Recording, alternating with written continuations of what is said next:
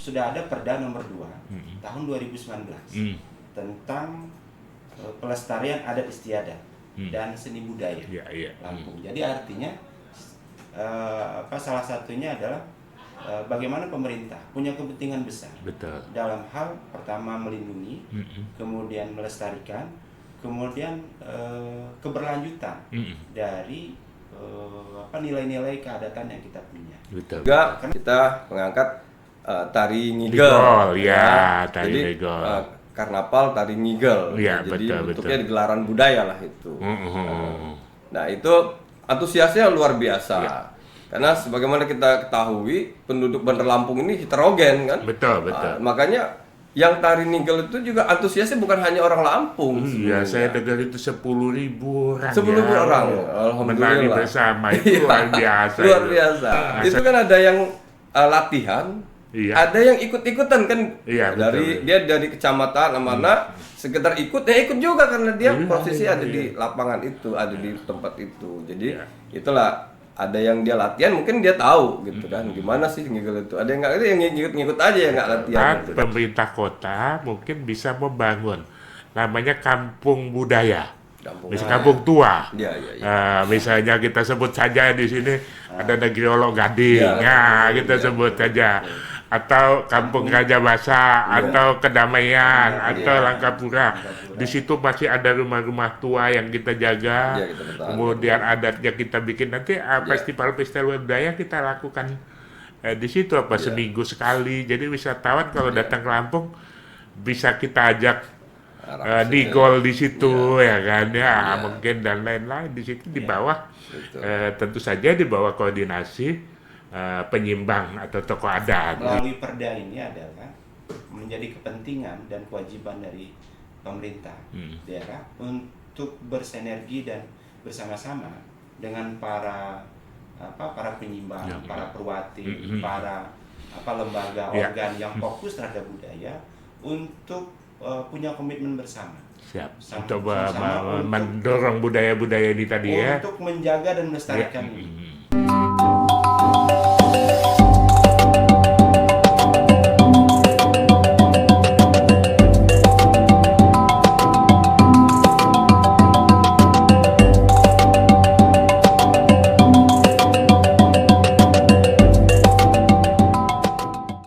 Oke, terima kasih. Assalamualaikum warahmatullahi wabarakatuh.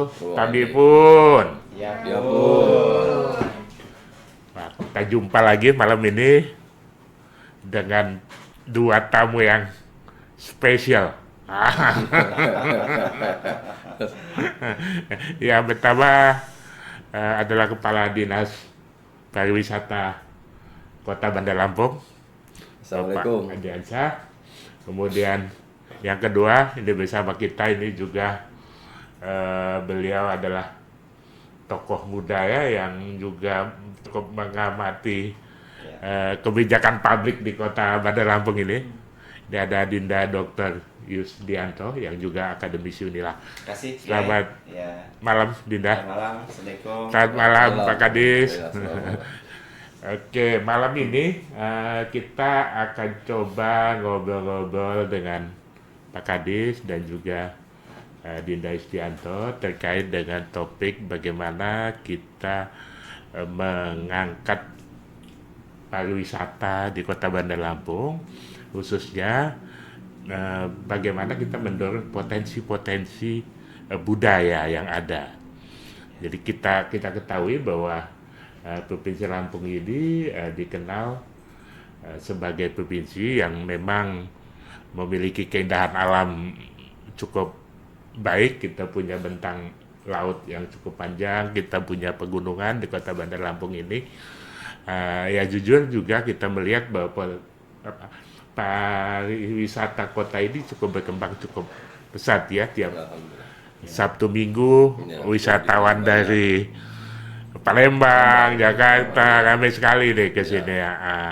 Namun demikian pemerintah kota ini melihat bahwa juga ada potensi baru untuk mengembangkan pariwisata ini dengan mengangkat sisi budayanya. Mungkin kita coba dengar dari Pak Kadis dulu nih, bagaimana perspektifnya untuk pengembangan pariwisata Kota Bandar Lampung. Silakan Dinda. Baik, terima kasih Prof.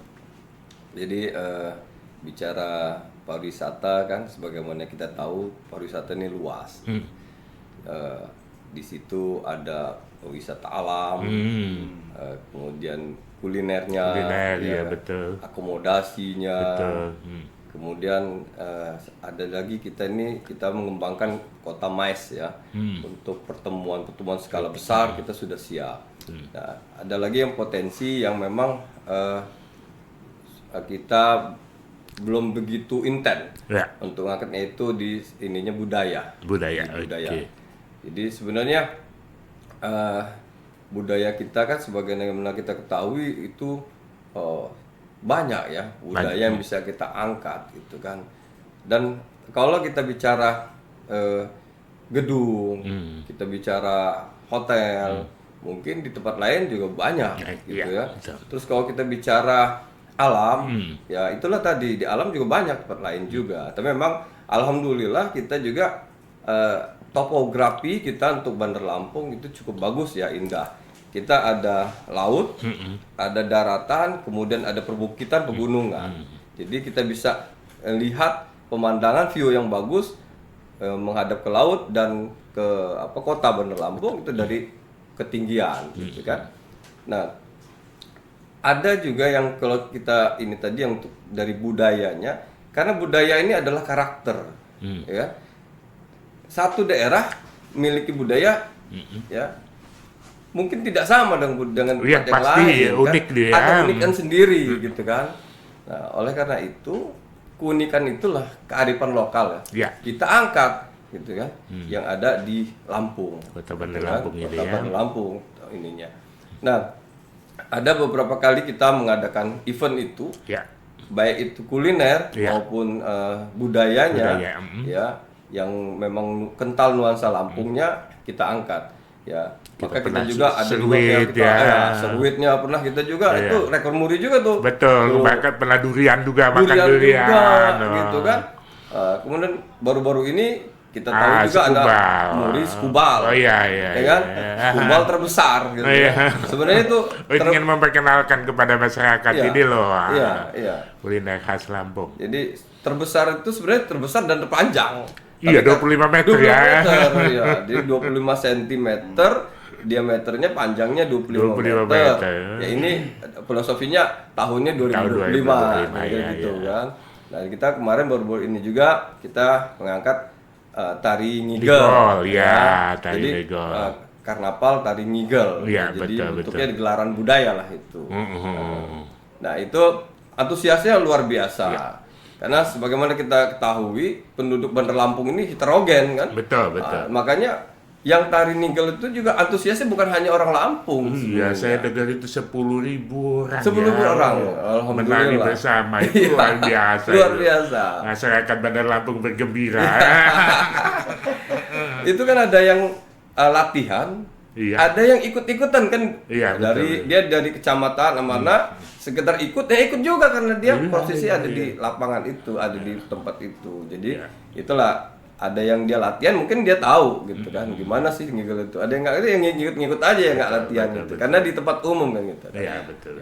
Mungkin Adinda Yusdianto bisa menambahkan potensi pariwisata ini bisa jadi alasan pendukung itu seperti apa mungkin? Kalau bicara budaya sebetulnya kan Lampung ini salah satu suku yang punya budaya yang original, yang dan lengkap dan lengkap. Budaya mulai dari bahasa, aksara, seni dan semuanya lengkap. Nah, misalkan mulai dari adat istiadat. Adat istiadat kita ini semua ada tatanan nilai. Gitu. Mulai dari mulai dari lahir sampai dia meninggal. Itu ada prosesi adat yang sangat melekat. Ini karena kita memotret misalkan di Lampung Pepadun misalkan. Nah, itu di konteks adat istiadat. Kemudian pakaian juga. pakaiannya sangat originalitas juga, berbeda dari tempat yang lain. Dan justru pakaian Lampung ini yang dikenal dengan istilah tapis itu sudah mendunia ya. Mendunia. Betul. Dan jadi semacam tujuan para wisatawan untuk melihat. Dan sekarang sudah hadirnya generasi Gen Z sudah melakukan transformasi dari model-model tapis, kemudian ke pernak-pernik dan seterusnya. Justru ini kemudian menjadi daya tarik tersendiri. Kemudian ini yang saya kira kalau dari sisi akademiknya, orang Lampung ini punya yang disebut dengan nilai dan norma. Nilai dan norma itu disebut dengan Cepalo. Ada Cepalo 12, ada Cepalo 40, ada Cepalo 80. Kalau saudara kita di pesisir itu ada Kuntara, ada Kuntara Jaditi. Lalu kemudian kalau di Megopa itu, Kiai, di tahun 1912 itu sudah dirumuskan secara bersama oleh para tokoh itu yang disebut dengan Pelaturan Adat Lampung, yang dibuat di Menggala, kemudian yang dicetak di Batavia. Nah, jadi ini rangkaian adat istiadat semua sudah ditulis. Ada yang ditulis, ada yang memang sudah melekat dan diwariskan secara turun-menurun. Di Lampung itu punya tata titi yang sangat lengkap. Tata titi. Itu mulai dari adat istiadat. Lalu kemudian upacaranya juga sama. Upacaranya. Lalu kemudian tahapan-tahapan upacaranya juga cukup beragam. Mulai dari istilahnya yang sederhana sampai yang meriah, yang khusyuk lah. Itu sakral itu juga ada. Lalu kemudian karena keragaman kita bahasa kita sangat beragam sekali. Ada bahasa pesisir, ada bahasa Padun, dan ini kompilasinya juga cukup banyak. Lalu kemudian seninya juga banyak. Kalau catatan kita kan ada istilah kesenian. Kesenian itu misalkan mulai dari musik, gamelan fring, betul. Seni tarinya. Kemudian ada lagi semacam seni tari yang kemarin kita nigol itu indah sekali ya, lembut begitu ya. Ada seni sastranya juga. Betul, Sudah itu ada seni teaternya juga. Jadi inilah yang pelan-pelan akan kita coba gali potensi ini dan kita dorong, kita perkenalkan bersama-sama dengan tokoh-tokoh adat kalian pemerintah kota nantinya bersama-sama dengan itu ya. Lalu kemudian di budaya ini ada juga istilah kita itu yang memang perlu juga dipikirkan itu mengenai seni budaya pencaksilat misalnya. Nah kan kita nih juga diwariskan. Betul. Di kampung itu yang muda-muda itu diajarkan bagaimana pencaksilat. Betul. Yang bagian dari gaya Lampung, gaya hidup lah, bagian dari karakter hidup yang memang diajarkan khususnya kepada anak laki-laki. Dan ini kemudian sekarang kan sudah bagus pencaksilatnya. Ya sudah mulai bagus deh. Saya lihat itu Batin Ratu, Batin Tony itu aktif sekali dia mengajarkan anak-anak muda kita pencak-silat Karena dia tidak hanya bela diri tapi lebih pasnya seni bela diri Iya betul. Jadi seperti itu Pak Kades mungkin bisa ditambahkan kira-kira kendala mungkin yang masih perlu kita pikirkan terkait dengan pariwisata di Kota Bandar Lampung ini apa mungkin? Pak Kades. Jadi untuk pariwisata kita ini kita memang secara perlahan kalau untuk pendanaan kan kita bagaimana dengan pendanaan yang kecil kita bisa buat acara yang bagus yang bisa melibatkan orang ramai itu dari pendanaan. Cuman kalau dari ininya memang untuk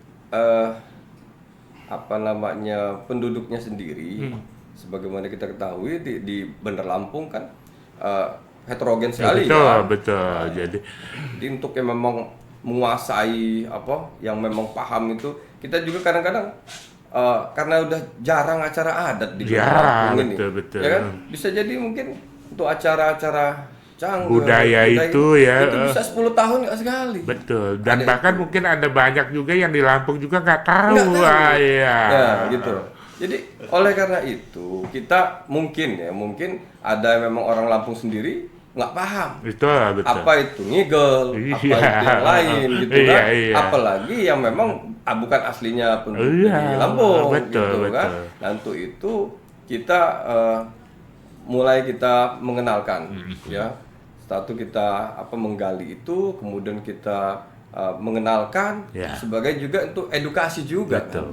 Sebenarnya banyak gitu budaya-budaya yang ada di Bandar Lampung ini, di kota di Provinsi Lampung. Nah, itulah yang kita coba ya, mulai sebenarnya udah lama kita lakukan itu. Ya kita berharap kita bisa sinergi lah. Betul. Ya dengan semua dari pihak pemerintah daerah, betul. Kemudian dari tokoh adatnya juga, dari masyarakat juga, gitu kan. Sehingga kita bisa sama-sama memajukan potensi budaya ini. Iya, luar biasa. Tapi memang ini Kiai, yang perlu juga kita sosialisasikan ke masyarakat bahwa sebetulnya pasca otonomi daerah yang berjalan itu, bahwa semua komunitas masyarakat daerah yang asli itu meminta kepada pemerintah untuk segera membuatkan payung hukumnya, semacam perda. Nah, misalkan Bandar Lampung itu kalau dari catatan yang saya miliki itu sudah ada perda nomor 2 tahun 2019 tentang pelestarian adat istiadat dan seni budaya Lampung. Jadi artinya salah satunya adalah bagaimana pemerintah punya kepentingan besar dalam hal pertama melindungi, kemudian melestarikan, kemudian keberlanjutan dari nilai-nilai keadatan yang kita punya. Betul. Kenapa demikian? Seiringnya waktu, nilai-nilai budaya itu harus tetap melekat. Betul. Kan kita tahu dengan adanya globalisasi, dengan adanya transformasi, digitalisasi dan seterusnya sekarang, ini kan sebetulnya menggerus. Maka sebetulnya kalau saya melihat dari sisi yang lain, bahwa melalui perda ini adalah menjadi kepentingan dan kewajiban dari pemerintah daerah untuk bersinergi dan bersama-sama dengan para penyimbang, para perwati, para lembaga organ yang fokus terhadap budaya untuk punya komitmen bersama. Untuk mendorong budaya-budaya ini tadi untuk menjaga dan melestarikan ini. Jangan-jangan para generasi sekarang, Gen Z ini kemudian sudah mulai lupa bahwa sebetulnya mereka tuh punya jati diri sendiri. Saya jujur saja sih melihat pemerintah kota ini melalui dinas pariwisata ini dalam beberapa tahun ini luar biasa, menarik mulai dari kita berharap pemerintah kota itu nggak boleh ragu terhadap bagaimana melestarikan. Saya juga yakin kok tokoh-tokoh adat semua akan mendukung semua pemerintah kota untuk ini. Karena kalau tidak kita mulai sekarang, mau kapan lagi? Betul. Ini kan merupakan warisan leluhur yang saya kira nilainya cukup luar biasa. Tak ada harganya, tidak ada nilainya, tidak bisa diukur. Karena tidak bisa diukur, maka kepentingan pemerintah itu bersama-sama dengan masyarakat untuk sama-sama mengembangkan. Maka sebetulnya kita juga berharap adanya semacam partisipasi masyarakat secara luas untuk dapat pertama menginventarisir potensi yang ada potensi yang bisa dilestarikan.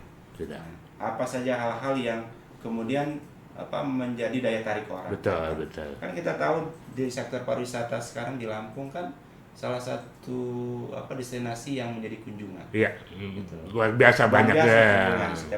Setiap Sabtu Minggu itu mobil plat BG di mana-mana. Hotel susah tuh nyari kalau harus jauh-jauh hari itu. Makanya dengan adanya kunjungan yang setiap kita harus menyiapkan segala sesuatunya, termasuk potensi, karena banyak juga wisatawan datang tuh pengen lihat juga keunikan. Mungkin Dinda Kadis, ini kebayang udah kepalang cerita budaya, mungkin nggak satu saat pemerintah kota mungkin bisa membangun namanya kampung budaya. Misalnya kampung tua. Misalnya kita sebut saja di sini ada Negeri Olok Gading, kita sebut saja. Atau Kampung Raja Basa, atau Kedamaian, atau Langkapura. Di situ masih ada rumah-rumah tua yang kita jaga. Kemudian adatnya kita bikin nanti festival-festival budaya kita lakukan di situ seminggu sekali. Jadi wisatawan kalau datang ke Lampung bisa kita ajak digol di situ ya kan mungkin dan lain-lain di situ di bawah tentu saja di bawah koordinasi penyimbang atau tokoh adat di situ supaya tidak melenceng dari kalau ada pakem-pakemnya jangan sampai pula terlalu jauh lah, salah-salah dikit pasti ada yang tapi kalau kita bersama-sama visi kita sama, bagaimana kita melihat potensi ini kita dorong, saya yakin akan selesai. Mungkin Dinda gimana potensi itu? Kita bersyukur alhamdulillah pimpinan kita Ibu Wali Kota Bandar Lampung Bunda Eva itu sangat konsen ya. Walaupun beliau itu sebenarnya bukan aslinya dari tapi luar biasa. Tapi luar biasa. Tapi memang suami beliau kan. Pak Herman HN, nah ini orang asli Lampung kan gitu. Tapi beliau itu juga sama-sama menggali gitu, menggali potensi. Nah jadi contohnya saja seperti kuliner skubal terbesar itu ada ide beliau itu. Saya ngebayang tuh kalau di kampung tua itu, kampung wisata itu, di situ ada skubal, misalnya ruwet bareng di rumah tua di bawah panggungnya itu yang makan ikan di situ, wah luar biasa. Ya mohon maaf, mungkin berhenti dulu makan siput di pinggir laut. Nah jadi itu salah satu. Jadi keuntungan kita itu tadi dari kepala daerah kita dukungnya sangat kuat untuk budaya dari Lampung terutama. Nah kemarin sempat ada pertemuan dengan beberapa tokoh adat di Kota Bandar Lampung Nah, itu tercetus juga. Beliau ingin membuatkan suatu rumah adat untuk kalau nanti mau buat acara-acara adat. Dan di kampung itu rumahnya kita jaga betul, nggak boleh dibubarin.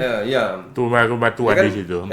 Jadi kalau untuk mempertahankan rumah-rumah adat yang seperti di Negeri Olok Gading, itu kan udah berapa kali tuh kita berikan bantuan pemerintah kota untuk rehabilitasi lah rumah adat itu yang di Negeri Olok Gading. Nah seperti kita lihat di Kedamaian kan kita masih cukup banyak kan rumah-rumah tua di situ terus dibuatkan gapura di tempat-tempat kampung-kampung adat itu kan. Nah itu tuh sebenarnya sudah lama untuk ke arah sana. Nah, tapi ini kita belum tahu untuk tempatnya yang dicetuskan oleh Bu Wali Kota untuk di mana lahan yang mungkin dibangun itu. Potensi itu ada lah sudah tercetus. Saya juga kemikir-mikir tuh kalau kita pergi ke Korea, ke Jepang gitu yang dia jual itu. Bagaimana kampung-kampung tua dengan rumah-rumah tuanya makan di situ, ini di situ luar biasa. Banyak. Mungkin Dinda Yusdianto ada tambahan pemikiran itu? Saya kira kepentingan kita semua ke depan terhadap budaya daerah ini adalah bagaimana kita yang sekarang belum dilakukan itu adalah bersama-sama menginventarisir kira-kira mana budaya-budaya yang kiranya harus menjadi destinasi yang kemudian menuju nasional. Tidak hanya sekedar tariannya, tidak hanya sekedar makanannya, tidak hanya sekedar tulisannya. Ini aja bisa kita masukin ke nasional ini Dinda luar biasa.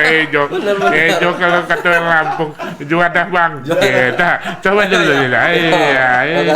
Ini go nasional kita nanti makan juara bangkit bikinan Nuno Tasa ini. Aduh, apalagi kalau dimakan pakai kopi atau teh di sini begini jelas bangkit temon gitu luar biasa. Makanya di samping itu Kiai, harapan kita selain inventarisasi adat, yang paling penting itu ada juga memperkaya literasi adat juga.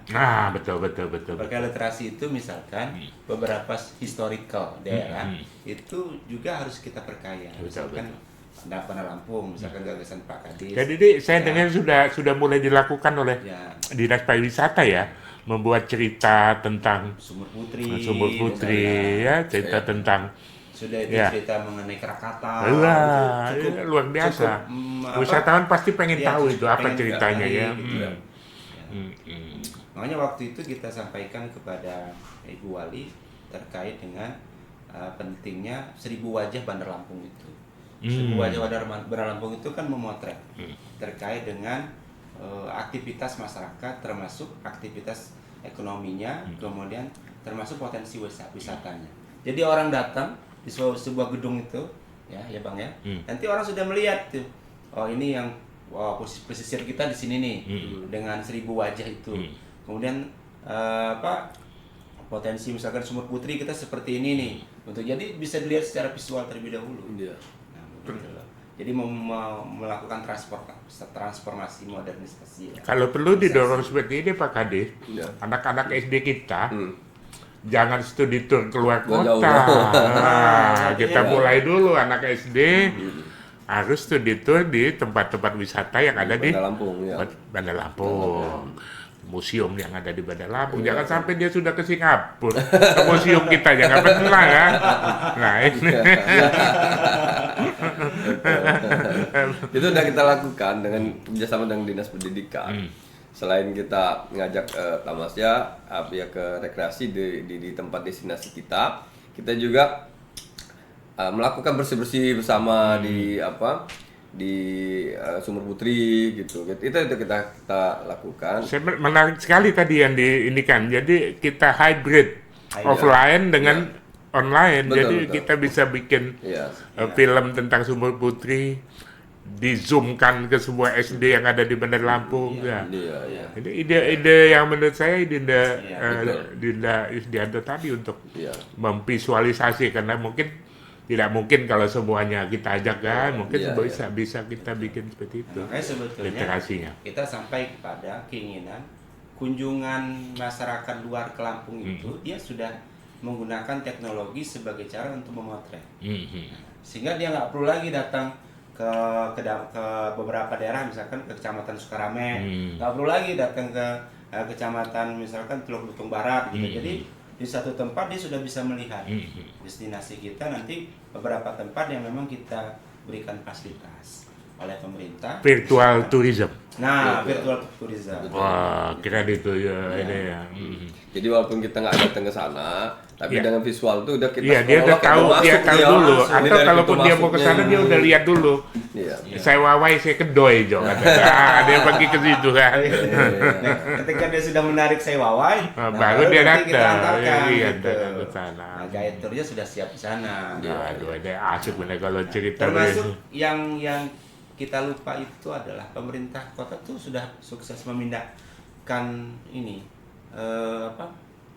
yang ini laut itu yang waktu Krakatau dipindahkan ke depan Pemkot itu. Iya. Taman Dwi Pangga itu Mercusuar. Mercusuar ketika terjadi Krakatau yang besar betul itu sudah berhasil dipindahkan dan diletakkan oleh wali kota Bandar Lampung sebelumnya di depan kantor.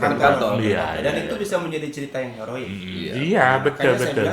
Perlu kita lengkapi satu-satu dengan lomba-lomba cerita cerita Sumur Putri, lomba cerita tentang taman di Bandung. Kadang-kadang orang juga bingung, ini besi apa kok bisa ditaruh di sini gitu. Padahal besi ini punya catatan luar biasa kan, pada zaman itu 100 tahun yang lalu ada begitu gempa kemudian bisa terlempar dengan jarak begitu kan, ini berarti sesuatu yang Nah itu udah kita mulai.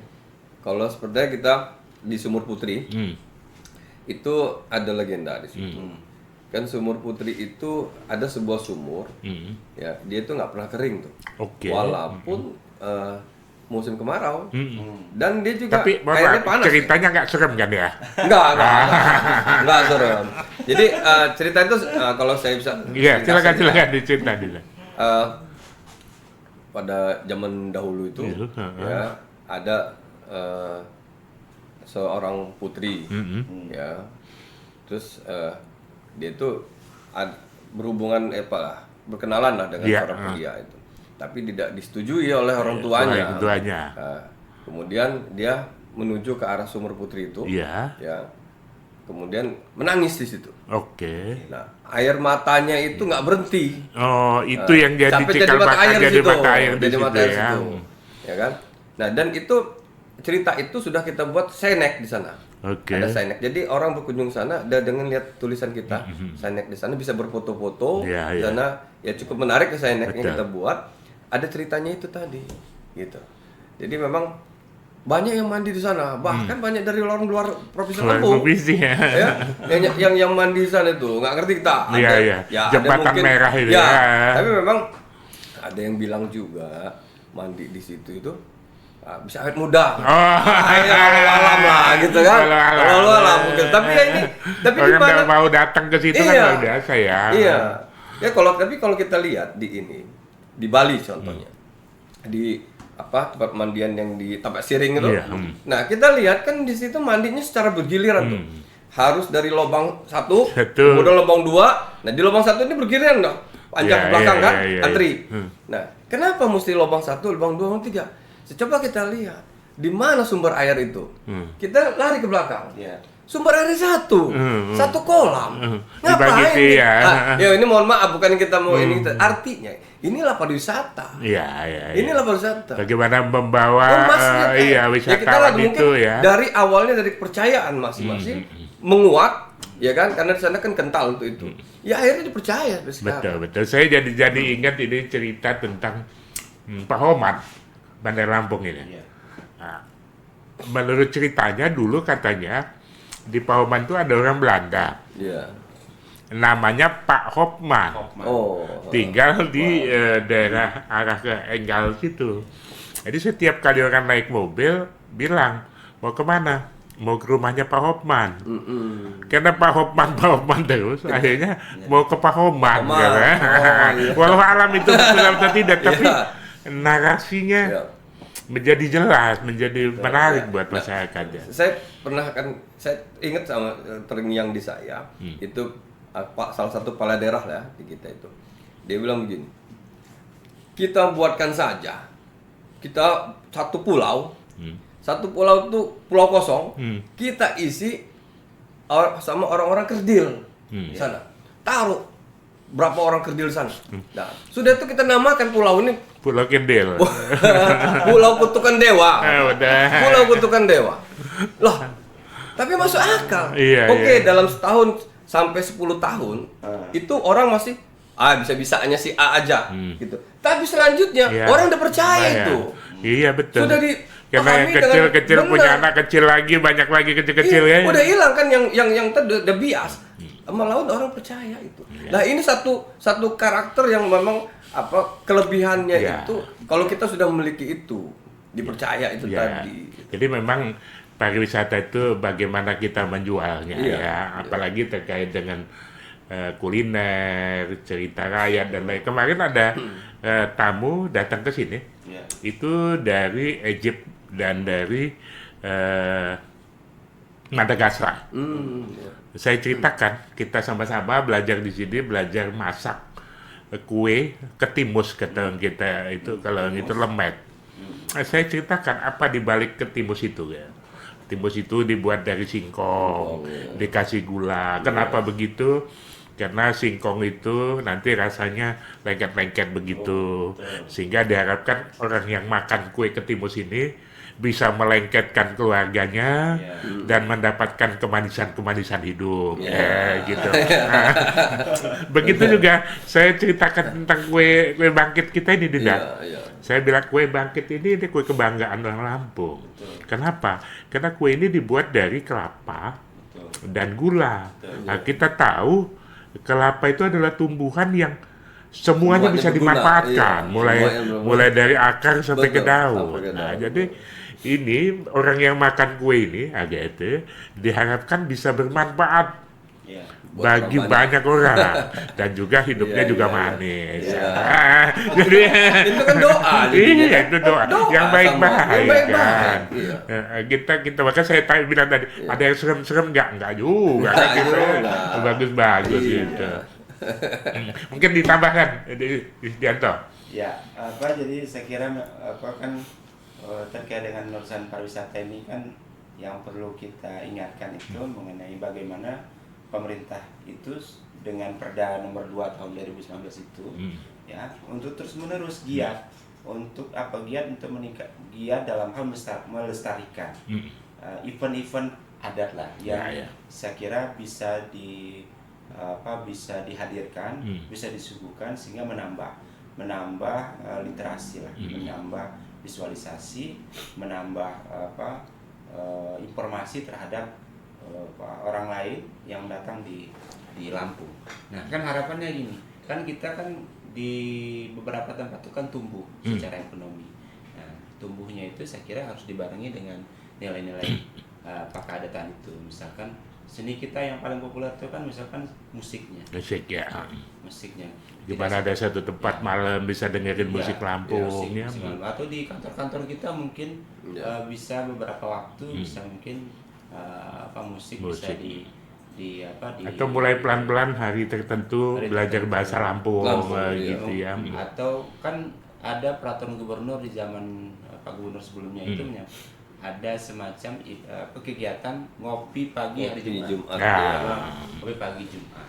Ya, biasa gitu kopi robusta Lampung ya. Ini sambil diminum nih kopinya. Kopi Pak ya. Sudah itu kan sekarang kan lagi heboh terkait dengan royalti musik. Iya tuh. Royalti musik kan. Nah, kalau gitu sekarang kan daripada dia suara burung mending dia atau suara-suara yang aneh. Saya kira sudah saatnya ini kesempatan kita mengambil momentum untuk mengutamakan musik-musik daerah. Betul, menaikkan potensi di musik daerah yang itu harusnya diputar di misalkan di hotel yang ada di Lampung ini ya. Lampung gitu. Ini itu sebenarnya udah ada dulu kayak udah pernah disuratin untuk hotel dan restoran. Ada jam-jam tertentu, jam-jam makan siang gitu harus mutarkan lagu. Pasti ya wisatawan juga lebih ya nggak usah jauh-jauh lah kalau kita ke Bandung ya nggak ya. Oh di restoran-restoran itu loh dikasih sarapan pagi, dikasih musik daerah itu kita juga senang juga. Tapi mungkin ke depan kita buatin lagi, mungkin ada juga yang udah pergantian manajer segala macam, jadi kan udah nggak gitu seperti ini lagi, konsen lagi gitu dengan musik.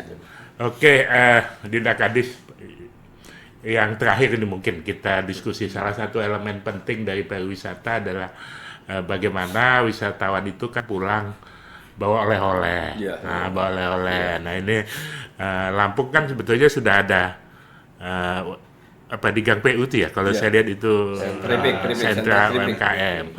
Mungkin bisa Dinda lebih elaborasi kira-kira nih apa yang akan dilakukan oleh Dinas Pariwisata untuk mendukung UMKM khususnya yang menyediakan oleh-oleh lah. Kalau kita ke Jogja kan kita lihat tuh ya oleh-olehnya banyak betul dan harganya murah-murah gitu ya. Nggak mungkin lah kalau masyarakat datang ke Lampung suruh beli tapis semua kan berarti kan mahal. Kira-kira mungkin perspektifnya seperti apa nih? Ya, jadi kita untuk UMKM sengaja kita buat sentra. Jadi sentra-sentra UMKM. Ada sentra tapis. Ada sentra keripik seperti ini. Gitu. Jadi sentra ini dia ada kepengurusannya masing-masing sentra. Jadi ada ketua, sekretaris, bendahara dan anggota. Nah, sentra itu di SK-kan wali kota. Oh, di SK-kan oleh wali kota. Oke. Ya. Terus dari sentra-sentra itulah yang sekaligus kita contoh. Kalau sentra tapis itu ada di Kemiling, itu ada gedung sentra namanya situ. Dari situ banyak ornamen-ornamen kecil-kecil ya bermasi ya. Jadi itu tadi dia bukan hanya kain tapi ada turunannya. Turunannya banyak, ada tas, ada kunci. Mulai dari gantungan kunci. Banyak macamnya situ. Dan itu juga kalau kita ada memberitahu terlebih dahulu untuk berkunjung ke situ, ya kita membawa rombongan nih sana. Nanti mereka siapkan pengrajinnya ya demo ya. Iya, jadi memang di situ ada waktu-waktu mereka bergiliran untuk buat di sana ada tempat pembuatan, ada tempat dia untuk pajangan ya, ada di lantai atasnya itu ada untuk fashion. Lengkap sudah situ. Nah itu salah satu ininya itu untuk ditapis. Ada juga sentra batik. Kan ada juga sentra kopi. Ada sentra yang tadi di PU tadi. Nah, dan keripik. Nah, itu bisa kalau kita ini kan dia ini mau arahnya kemana nih? Kalau mau lihat tapisnya kita arah ke sentra. Kalau mau batik kita arahin ke sentra batik. Nah, kemudian dia bisa lihat bagaimana bikin tapisnya, bikin keripiknya gitu ya. Nah, kemudian jadi dari apa sentra-sentra itu juga di Ibu Wali Kota ini itu lantai concern juga dia dengan UMKM kan. Nah, makanya ada pembiayaan yang tanpa bunga itu yang dikucurkan. Memang syaratnya harus tidak ada tunggakan. Ya itulah dia BI checking itu seperti itu ya. Tapi biasanya ada aja sih kawan-kawannya yang punya tunggakan. Itu akan bisa kesulitannya seperti itu. Jadi kalau untuk UMKM sendiri seperti di tempatnya yang di Kemiling itu dia sentra batik. Tapi dia juga ngebangun sebelahnya itu untuk sentra buat kawan-kawan. Untuk membuat kayak semacam Gabovira itu ya? Iya, Gabovira. Sebelahnya itu kan untuk gabungan, jadi gabungan dari kawan-kawan yang punya keripik di situ, yang punya kopi taruh di situ, semua. Dan itu gratis. Gratis. Jadi dia ada batiknya sendiri, ada yang kumpulan dari teman-teman tadi. Nah, waktu saya di perdagangan dulu juga kita buat di Alpurkon. Alpurkon itu ada satu lantai di antara tempat sholat tuh di tangga tuh ada. Nah itu kita kerjasama dengan Alpurkon, lantai itu kita untuk jadiin tempat sentra UMKM. Dan itu kita kumpulin yang orang-orang sentra tadi karena kita udah membentuk itu. Ya mereka kita suruh pasaran di situ. Terus komitmennya cuman 10% impak ke masjid. Jadi judulnya impak kan? Berarti mereka belanja. Kalau kita belanja di sana, kita berimpak. Dapat pahala sekali ya. Gitu. Jadi bukan sistem sewa. Dunia Mungkin di Dianto, kira-kira perlu nggak nih pemerintah kota juga membuat seperti pelatihan nih kepada UMKM untuk melihat potensi souvenir baru nih yang bisa dibuat dari Bandar Lampung kita, misalnya bikin tempat ngasih makan kopi luwak, ngasih makan luwak gitu. Saya kira itu menarik begitu. Saya kira ini kayak momentum adanya Koperasi Merah Putih yang sekarang sedang jalan. Salah satu arahnya adalah bagaimana kemudian pemerintah bersama koperasi itu membuat event-event untuk salah satunya peningkatan pelatihan ekonomi kreatif. Itu kan arahnya ke sana. Jadi koperasi ini kan diharapkan sebagai sentral keluar masuknya ekonomi yang ada di kelurahan-kelurahan yang ada. Nah, salah satunya mungkin diarahkan untuk pelatihan. Nah, lalu kemudian yang kedua memotret sebetulnya potensi ekonomi yang ada di kelurahan itu apa. Betul. Nanti silakan koperasi kemudian melakukan planning terhadap ekonomi yang akan dilaksanakan. Bahkan sebelum dimulai koperasi itu salah satunya melihat potensi-potensi yang ada di masyarakat itu. Apakah terkait dengan potensi, misalkan saya melihat kemarin beberapa teman-teman di kelurahan itu melalui koperasi, katakanlah dia usahanya tidak sama. Misalkan gini, di salah satu kelurahan kita dia fokus saja mengenai sentra, katakanlah kalau yang di pasaran itu sentra teri, dia fokus di sana. Nah jadi semua kebutuhan teri dikelola sama koperasi dan silakan orang ngambil di koperasi. Ada juga yang diberikan nilai tambah nantinya ya, bikin keripik teri khusus atau apa dari situ ya. Sementara teri Lampung ini yang disebut dengan teri Medan. Asalnya juga dari sini juga. Jadi Medan itu dari sini juga. Jadi satu bahannya di sini juga. Silakan lihat di sana. Di sana itu terinya kualitasnya ekspor. Luar biasa. Ini baru tahu informasi juga nih. Buat wisatawan. Kalau mau beli teri di Lampung selain mantap juga higienis ya. Higienis. Dan labelnya mereka sudah senang menggunakan label Medan.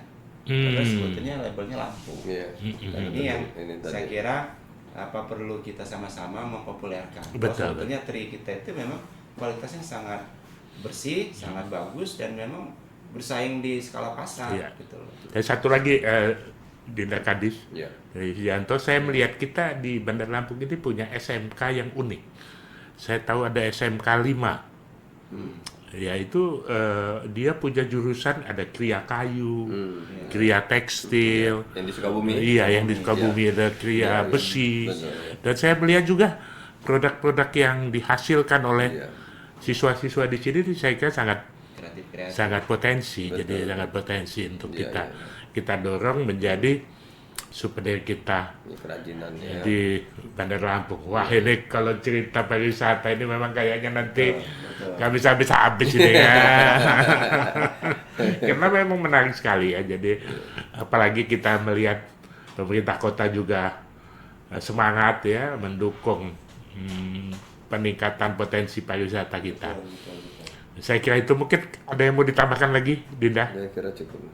Dinda Isdianto? Saya kira ke depan adalah kita berharap bahwa event-event yang telah dilakukan itu terus-menerus dilaksanakan. Betul. Sebagai penguat. Kita bersama-sama ya, masyarakat Kota Bandar Lampung, pemerintah Kota Bandar Lampung, tokoh adat, penyimbangnya, ini sama-sama kita. Sama-sama berpikir untuk kepentingan sama-sama, pertama melestarikan, kemudian mengembangkan, lalu kemudian mempopulerkan budaya-budaya kita yang memang sebagai warisan yang luar biasa, yang itu harus diketahui oleh generasi sekarang. Lamun Mak Ram siapa lagi? Kalau tidak sekarang, Mak Tano kapan lagi? Jangan menunggu sampai punah. Iya. Petano bahasa si kampung kembali buat senyembak di Buti Kepak. Ahap ngalimpur pun. Terima kasih semuanya. Terima kasih Dinda Kadis. Terima kasih Dinda Isdianto. Demikian bincang-bincang kita malam ini. Semoga bermanfaat. Terima kasih. Wassalamualaikum warahmatullahi wabarakatuh. Waalaikumsalam warahmatullahi wabarakatuh.